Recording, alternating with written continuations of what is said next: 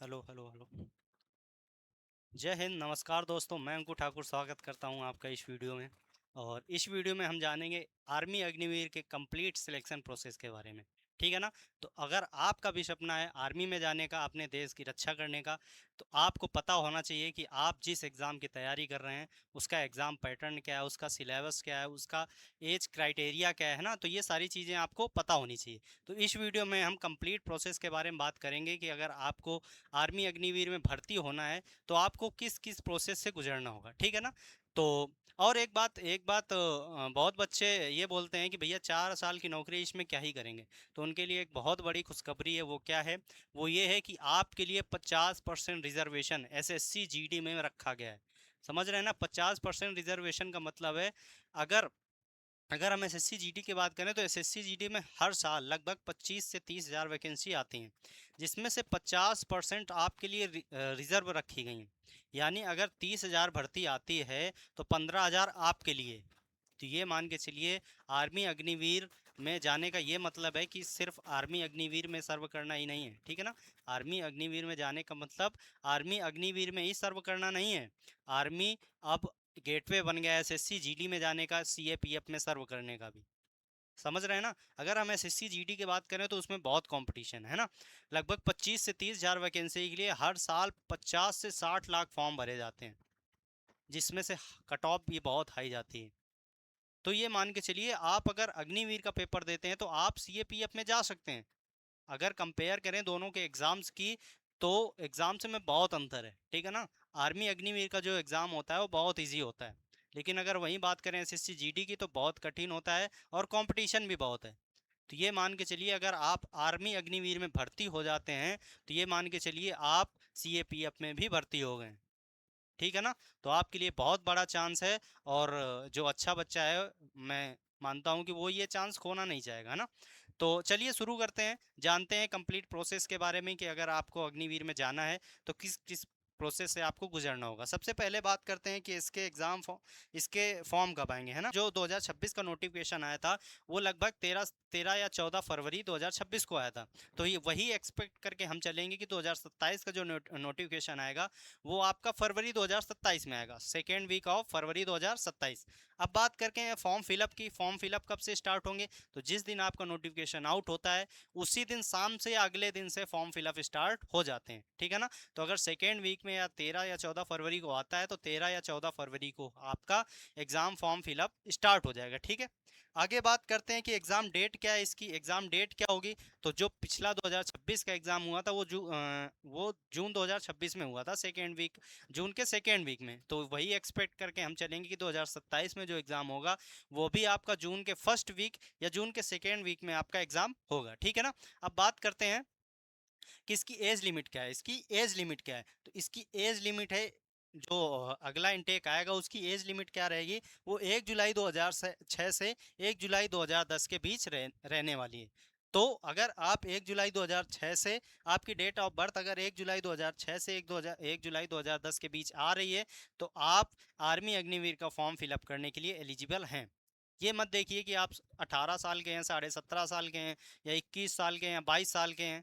ठीक है, आपको ये नहीं देखना है। अगर आपकी डेट ऑफ बर्थ 1 जुलाई 2006 से 1 जुलाई 2010 के बीच आ रही है तो आप अग्निवीर, आर्मी अग्निवीर का फॉर्म फिलअप करने के लिए एलिजिबल हैं। ठीक है। आगे बात करते हैं कि इसके लिए हाइट क्या होनी चाहिए। तो हर पोस्ट के लिए इसकी अलग अलग हाइट होती है। अगर बात करें हम आर्मी जीडी, यानी जिसे बोलते हैं ग्राउंड ड्यूटी या जनरल ड्यूटी, उसके लिए आपकी हाइट 170 सेंटीमीटर होनी चाहिए। ठीक है ना। 170 सेंटीमीटर होनी चाहिए। और ये वेरी भी करता है, अलग अलग एआरओ में अलग अलग हाइट थोड़ा वेरी करता है। 169 में किसी में ले लेते हैं, 171 भी किसी में लेते हैं ना। तो अलग अलग एआरओ में ये वेरी करता है, लेकिन आपकी मिनिमम हाइट 170 तो होनी ही चाहिए। ठीक है।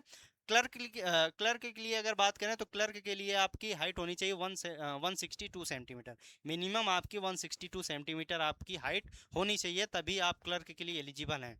एलिजिबल होने का ये मतलब नहीं कि आप एग्ज़ाम नहीं दे सकते, आप एग्ज़ाम दे सकते हैं, लेकिन आपका जब आपका जब वहाँ पे टेस्ट होगा, जब आपकी हाइट नापी जाएगी तो वहाँ से आप बाहर हो सकते हैं, तो कोई फ़ायदा नहीं इसका, है ना। तो आपकी मिनिमम हाइट 162 सेंटीमीटर होनी चाहिए, किसके लिए? क्लर्क के लिए। अगर बात करें हम स्टोर कीपर और टेक्निकल के लिए, तो उसके लिए भी आपकी हाइट कितनी होनी चाहिए? 162 सेंटीमीटर होनी चाहिए। ठीक। और बात करें वीमेन के लिए, तो वीमेन के लिए भी ये सारी पोस्ट होती हैं, और ये भी एक अलग पोस्ट आती है, वो है इंडियन आर्मी में वीमेन मिलिट्री पुलिस, WMP। इसके लिए आपकी हाइट कितनी होनी चाहिए? मिनिमम 162 सेंटीमीटर आपकी हाइट होनी चाहिए। ठीक है। अगर आपकी हाइट इतनी है तो आप आर्मी में जाने के लिए एलिजिबल हैं। आगे बात करते हैं एजुकेशनल क्वालिफिकेशन की, कि इसकी क्वालिफिकेशन क्या होनी चाहिए इसमें जाने के लिए। तो अलग अलग पोस्ट की अलग अलग क्वालिफिकेशन है। आपकी 8th पास भी वैकेंसीज आती हैं, आपकी 10th पास भी वैकेंसीज आती हैं, और आपकी 12th पास भी वैकेंसीज आती हैं। सबसे पहले बात करते हैं जनरल ड्यूटी या ग्राउंड ड्यूटी आर्मी जीडी के लिए।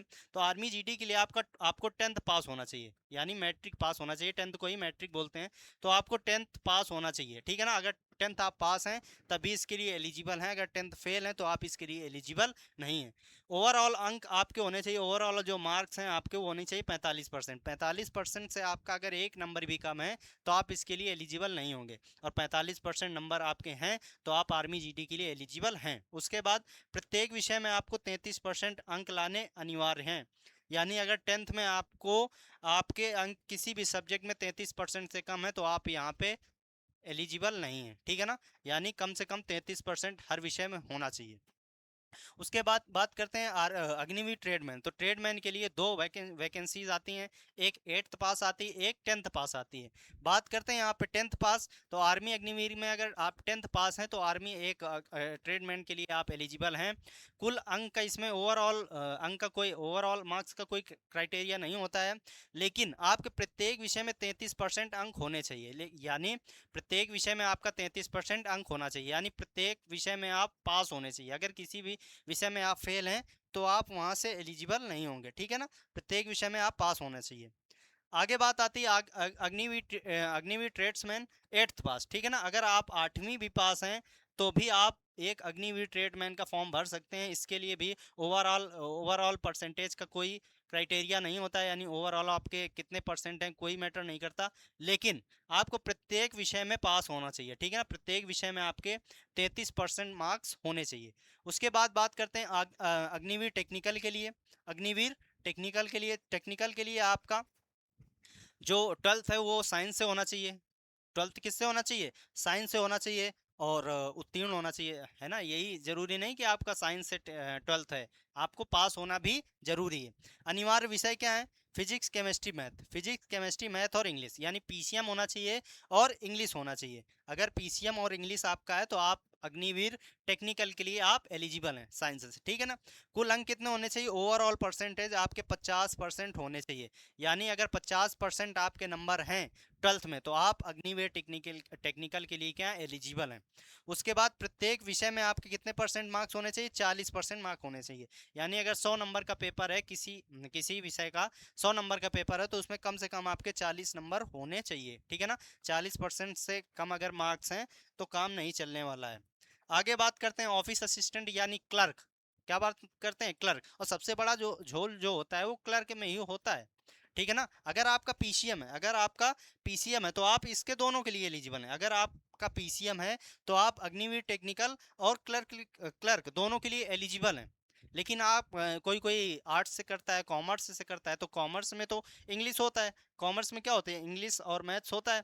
लेकिन आर्ट्स में दिक्कत, सबसे ज़्यादा आर्ट्स में दिक्कत आती है कि आपके अगर किसी 12th में आर्ट्स, अगर आप आर्ट्स से 12th किए हैं और अंग्रेजी, गणित या अकाउंट्स और बुक कीपिंग, इसका तो आप शायद नाम भी ना सुने हो, बुक कीपिंग, क्योंकि ये अलग अलग जिलों में अलग अलग कुछ होते हैं, जैसे किसी किसी में संस्कृत होता है, किसी में इंग्लिश होता है ना।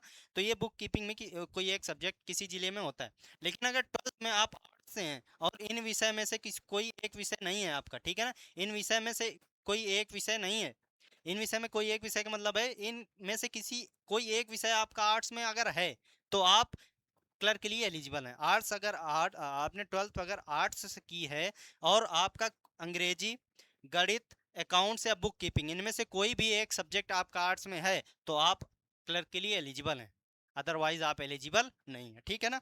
आगे बढ़ते हैं, आगे बढ़ते हैं, आगे बढ़ते हैं, तो आगे बढ़ते हैं, बात करते हैं एग्जाम पैटर्न या सिलेबस की, ठीक है ना। एग्जाम पैटर्न क्या होता है, तो सभी पोस्ट के लिए, हर एक पोस्ट के लिए अलग अलग होता है, ठीक है ना।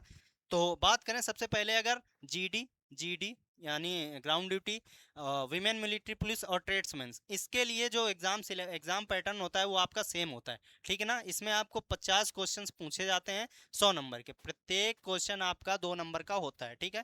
प्रत्येक क्वेश्चन आपका 2 नंबर का होता है। कुल 50 प्रश्न आते हैं 100 अंक के, जिसमें से 15 क्वेश्चन आपसे पूछे जाते हैं 30 अंक के, किससे, सामान्य ज्ञान यानी जनरल नॉलेज से, जीके से। 15 क्वेश्चन आपके आते हैं जनरल साइंस सामान्य विज्ञान 30 अंक के, ठीक। 10 क्वेश्चन आपके आते हैं मैथमेटिक्स के 20 नंबर के, 10 क्वेश्चन आपके आते हैं रीजनिंग के 20 नंबर के। तो समझ रहे हो ना, 20 20 40 नंबर, मैथ और रीजनिंग का जो आपका वेटेज है वो कितना है, 40 नंबर का है, ठीक। उसके बाद बात करते हैं, अगर बात करते हैं अग्निवीर टेक्निकल की, अग्निवीर टेक्निकल एग्जाम की, तो टेक्निकल एग्जाम में आपको 50 क्वेश्चन पूछे जाते हैं। कितने क्वेश्चन पूछे जाते हैं, 50 क्वेश्चन पूछे जाते हैं। प्रत्येक क्वेश्चन 4 अंक का होता है। प्रत्येक क्वेश्चन कितने अंक का होता है, प्रत्येक क्वेश्चन 4 अंक का होता है, यानी टोटल 200 अंक का पेपर आपका होता है। जिसमें से सामान्य ज्ञान जनरल नॉलेज 10 क्वेश्चन आते हैं 40 नंबर के, मैथमेटिक्स 15 क्वेश्चन आते हैं 60 नंबर के, भौतिक विज्ञान फिजिक्स आती है 15 क्वेश्चन 60 नंबर के, रसायन विज्ञान यानी केमिस्ट्री आती है 10 क्वेश्चन 40 नंबर के, ठीक है ना। प्रत्येक सही उत्तर के लिए आपको 4 अंक दिए जाते हैं, निगेटिव मार्किंग का कोई इश्यू नहीं होता है, निगेटिव मार्किंग पिछली बार नहीं थी, ठीक है। टोटल 50 क्वेश्चन आते हैं आपका 200 नंबर के, टाइम कितना होता है, 60 मिनट। एक बात मैं और बता दूं, जो ये है जीडी ट्रेडमैन और डब्ल्यूएमपी, इसमें आपको 35 नंबर लाने होते हैं। 100 में 35 नंबर तो आपको लाने ही होते हैं।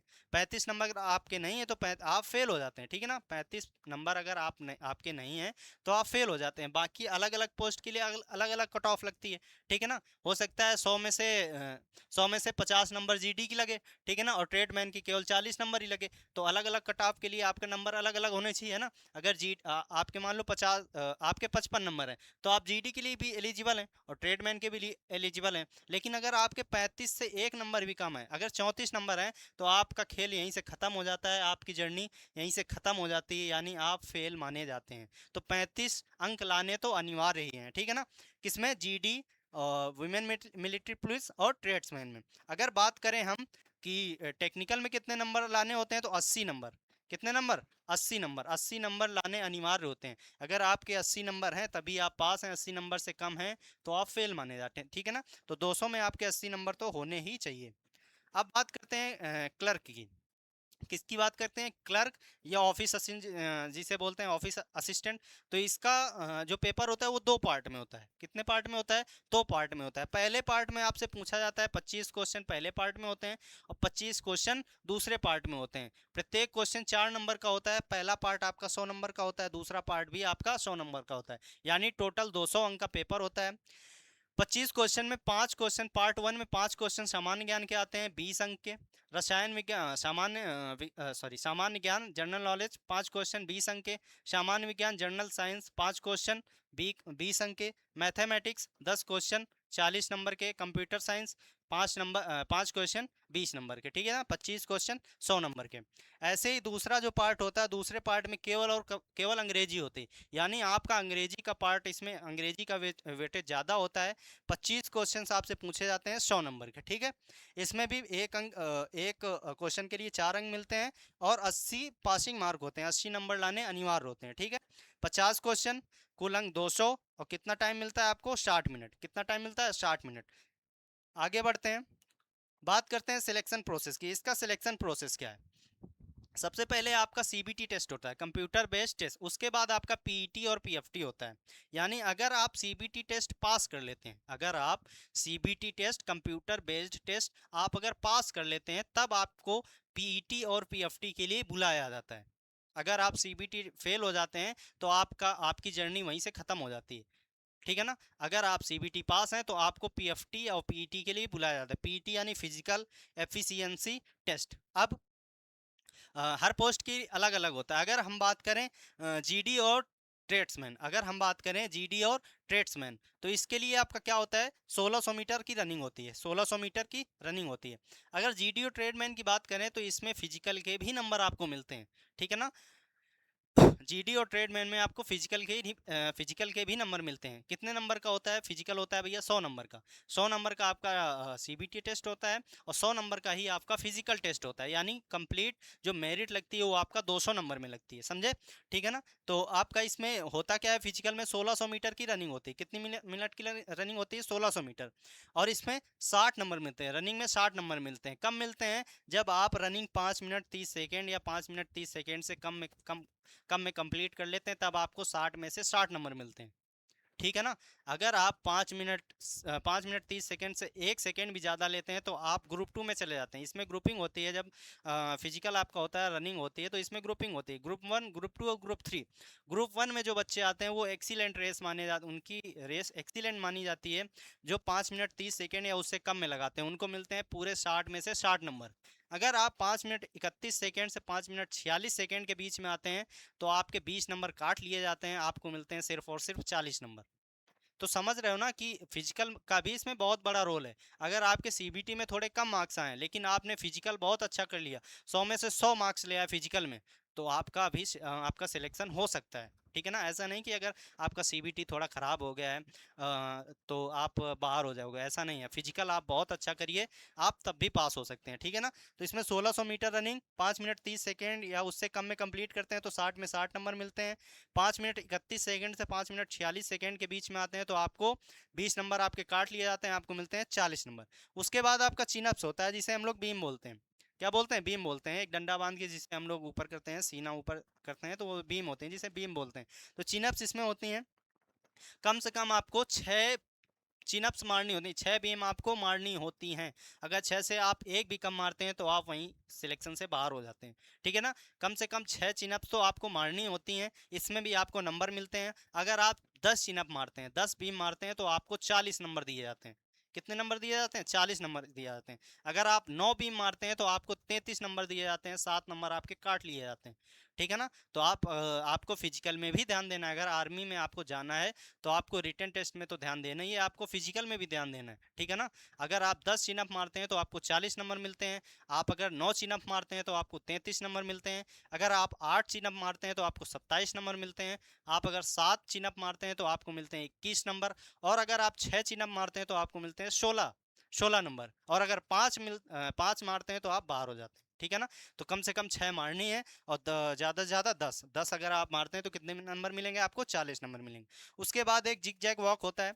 एक किसी डंडे में या लकड़ी में आपको टेढ़ी मेढ़ी लकड़ी में आपको चलना होता है, बैलेंस बना के, ठीक है ना। तो ये क्वालिफाइंग नेचर का होता है, इसमें कोई नंबर आपको दिए नहीं जाते हैं, इसमें आपको कोई नंबर नहीं मिलते। ये किसका कैसा होता है, क्वालिफाइंग नेचर का होता है। ऐसे ही आपका 9 फीट गड्ढा कूद होती है, ठीक है ना। आपको 9 फीट का गड्ढा कूदना होता है, 9 फीट का गड्ढा कूदना होता है, ये भी क्वालिफाइंग नेचर का होता है, इसमें आपको कोई नंबर नहीं मिलता है, ठीक है ना।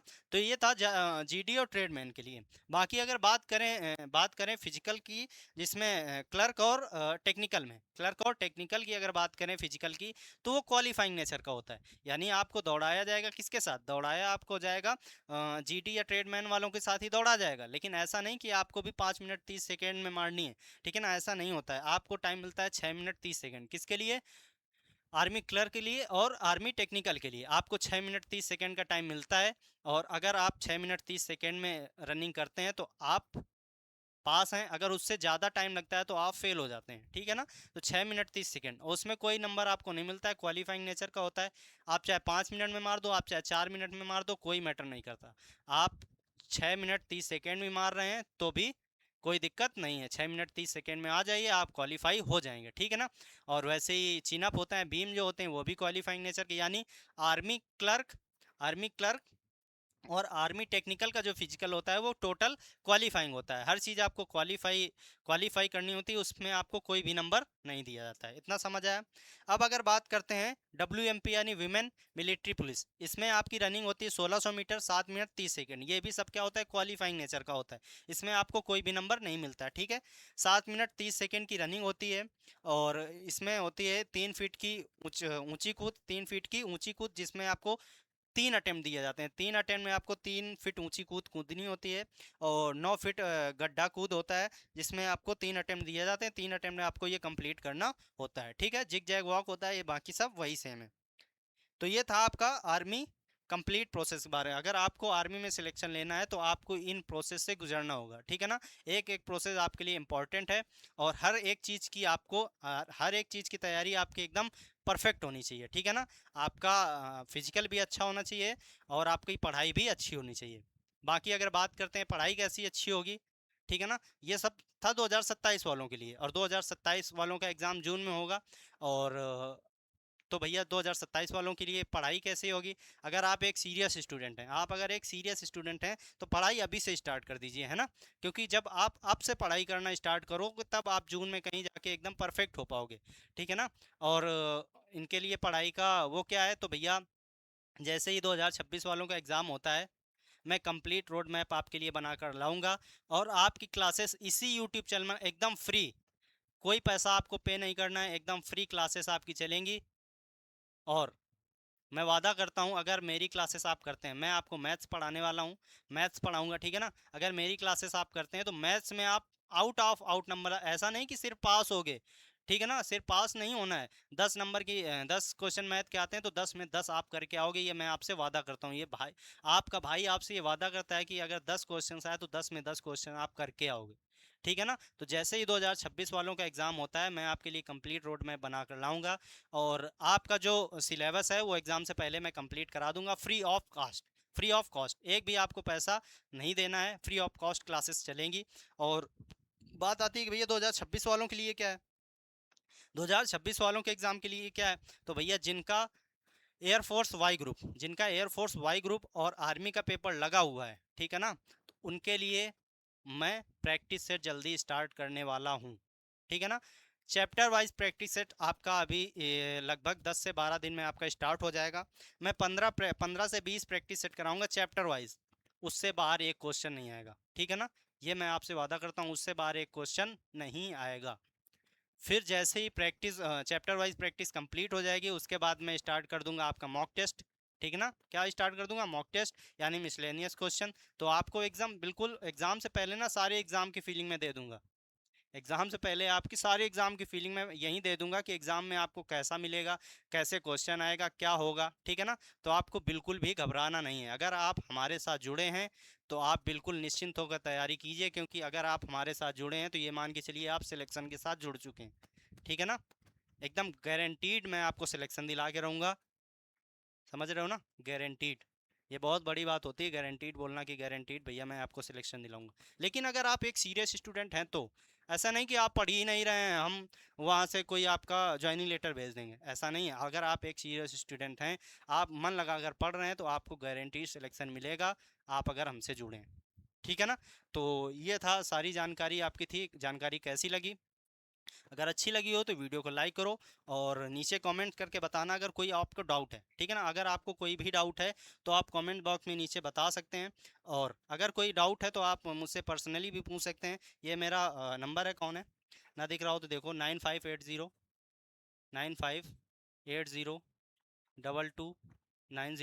ये मेरा व्हाट्सअप नंबर है। आप इसमें भी मुझसे कोई भी डाउट पूछ सकते हैं, ठीक है ना। या अंकु ठाकुर, या फिर मेरी इंस्टाग्राम आईडी अंकु ठाकुर, अंकु ठाकुर 04, ठीक है ना। ये मेरी इंस्टाग्राम आईडी अंकु ठाकुर 04, आप इसमें भी मैसेज करके आप मुझसे कोई भी डाउट पूछ सकते हैं। बाकी अगर कोई भी डाउट है तो आप इसके वीडियो को कमेंट बॉक्स में पूछ लीजिएगा। चलो मिलते हैं अगले वीडियो में, तब तक के लिए सबको टाटा बाय बाय, जय हिंद, टेक केयर, ख्याल रखिए अपना।